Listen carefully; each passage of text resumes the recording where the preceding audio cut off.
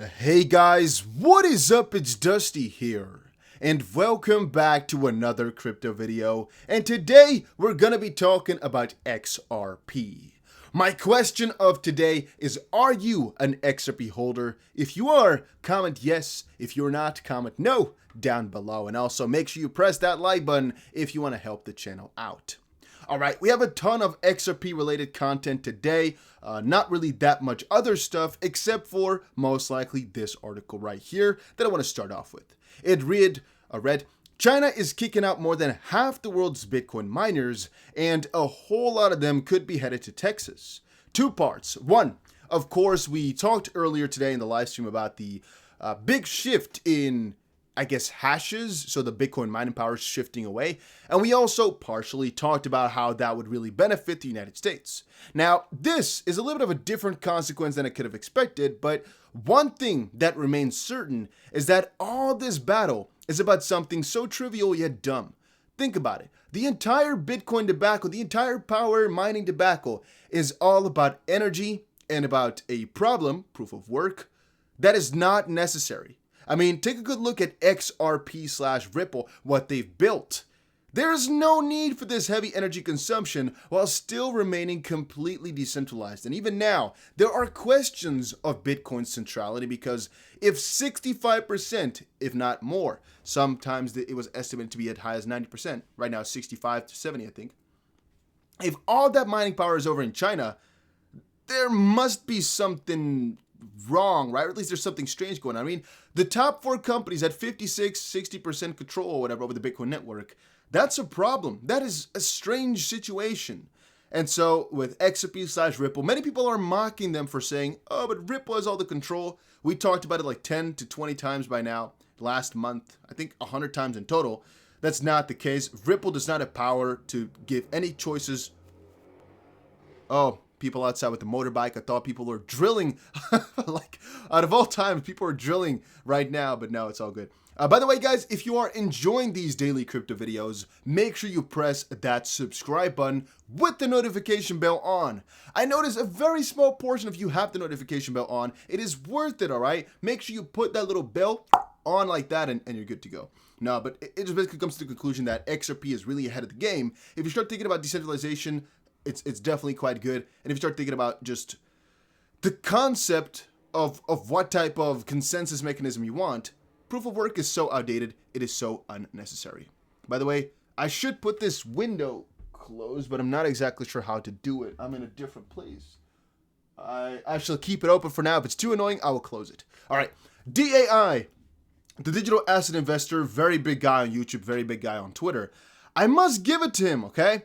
I must give it to him that he is very adamant about getting Jay Clayton or all the people involved in this Ripple v. SEC lawsuit on the hook. He is trying his best, and he's been doing that for weeks or months right now. Every time I check his Twitter, it is just more and more videos and more articles of Jay Clayton's alleged fraud or just anything along those lines. They're trying to get him. They're trying to investigate him. I'm going to close this window.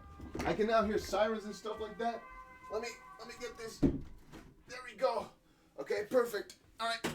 Some of you guys are saying Dusty fake. Everything you see here is one take because that's the way I like to do it. No, yeah, I'm just thinking he's kind of lost it a little bit because he wants Jay Clayton to really perish / get it. You know, he has no. He's not taking a soft approach towards it, and I love it. Why? Well, if you think about it, Jay Clayton right now is depicted as a really big villain. But rightfully so. I mean, he put up a lawsuit against Ripple, and it won't be a couple of weeks or months before we know. But we're all thinking it is not justified what he did. It's not justifiable. He put up a lawsuit against Ripple without any probable cause or proper cause, and he just lost people a whole lot of money doing that, and we want to see him at least, to some degree, hang for it. Not literally, hopefully, but at least, you know, some consequences or just some investigation of some sort.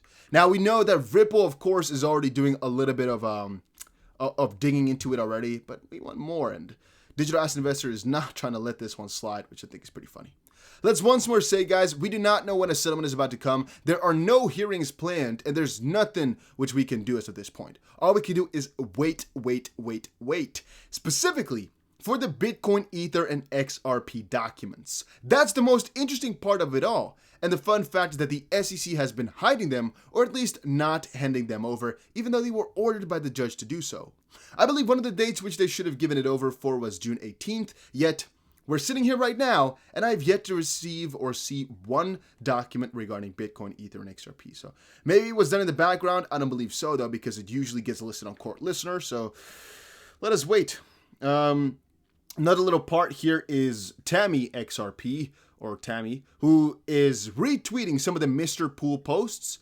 All I want to wonder here, or quickly ask you guys, is do you believe in this XRP theory stuff? Like, do you think that all these messages which Mr. Pool and others have been sending is some deeper meaning? Or do you think this is just a dumbass guy getting attention where it's not necessary?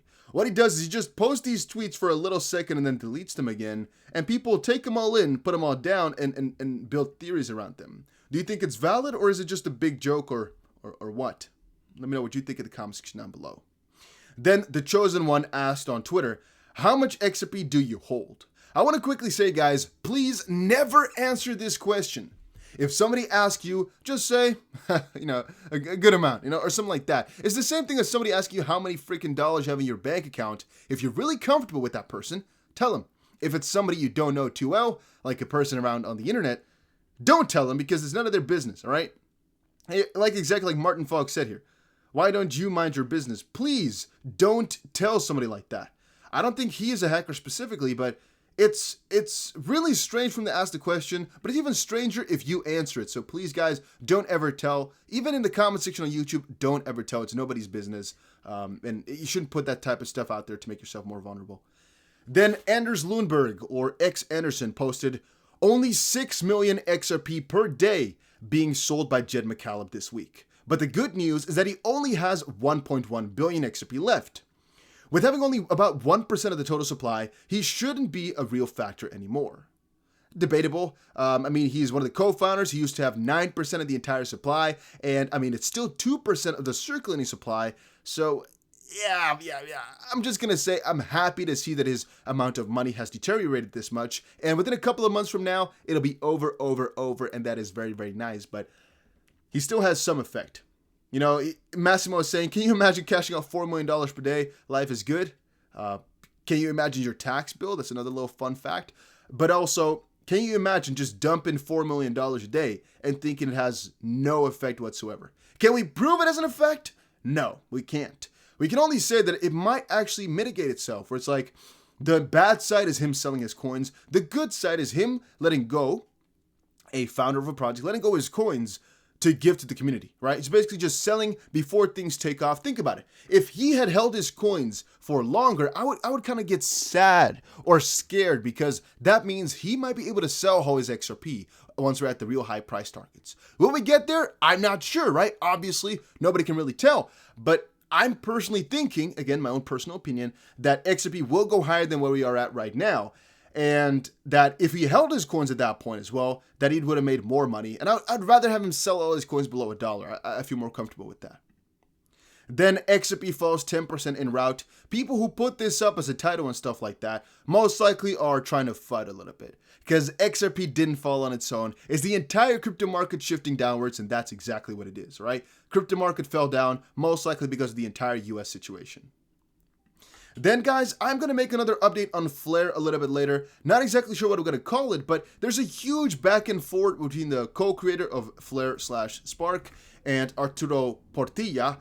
And it's such a big story here, such a big back and forth, that I couldn't really fit it inside this video anymore, right? I have to make a complete separate video about this to just go over all the points made and all the theories here, as many people are confused right now about Spark. I did an update yesterday to really enlighten all of you about the situation, but still, many people are confused and still many people are worried about why they didn't change something, why they didn't ask the community and all that stuff. So we're going to talk about that a little bit later today.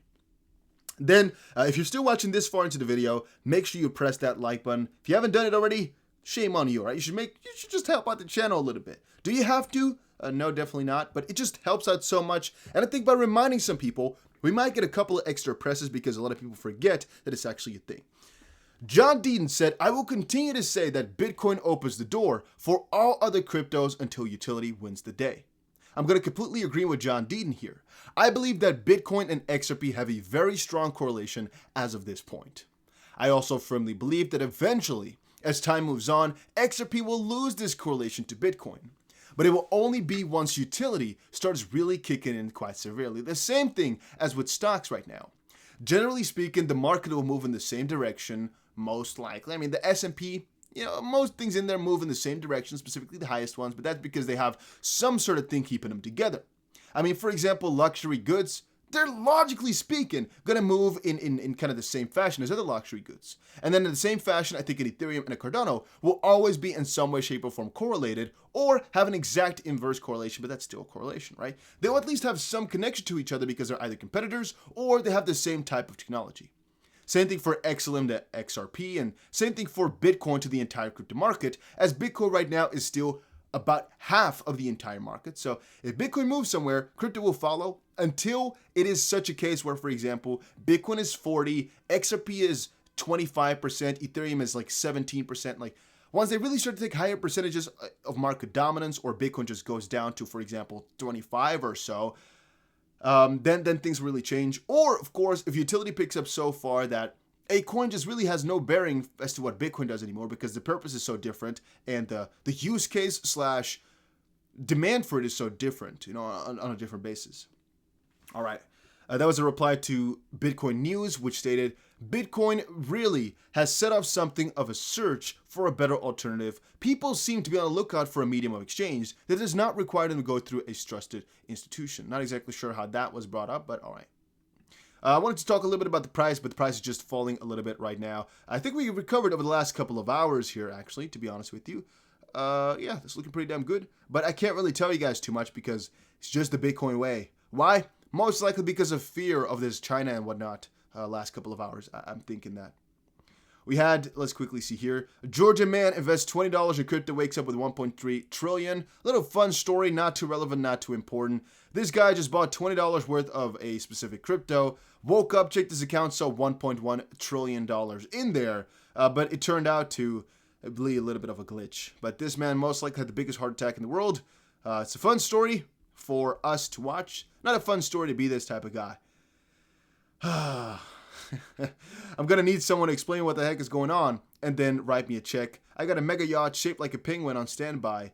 And Coinbase replied and said, "Sorry, the penguin yacht may have to wait. Our team is aware of the display error causing the wishful thinking for some ERC20s. They're working to fix. In the meantime, trading the asset will reflect its current market value." And that's too bad. It's like, yeah, that would have been fun though, right? He sent an email around and they replied saying, "Thanks for reaching out to us. Our team is currently reviewing your account to find the best solution. We will follow up with you on the original email thread as soon as we have an update." So sad, huh? Would have been a good day. Would have been a very good day if only. But too bad, too bad, too bad.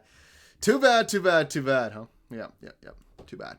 All right, guys. I actually had a similar issue like this on BITRUE where my account, with only a couple $1,000s in there, I have more than one account. One of my accounts only had a couple of $1,000s in there, like maybe 2,000 for example. And it actually was showing 150,000. So I was like, oh damn, something happened. Some of my coins went up like crazy. What's going on? And it was like that for like a long time now, like a day and a half. It even showed that my profit and loss of that day was plus 26,000, or no, sorry guys, minus 26,000. And it showed that the day prior, I had 175,000 or something like that. So I was like, oh no, it really did happen. I went to check my coins and boom, one of those coins actually was worth $100 and something thousand. Like, what?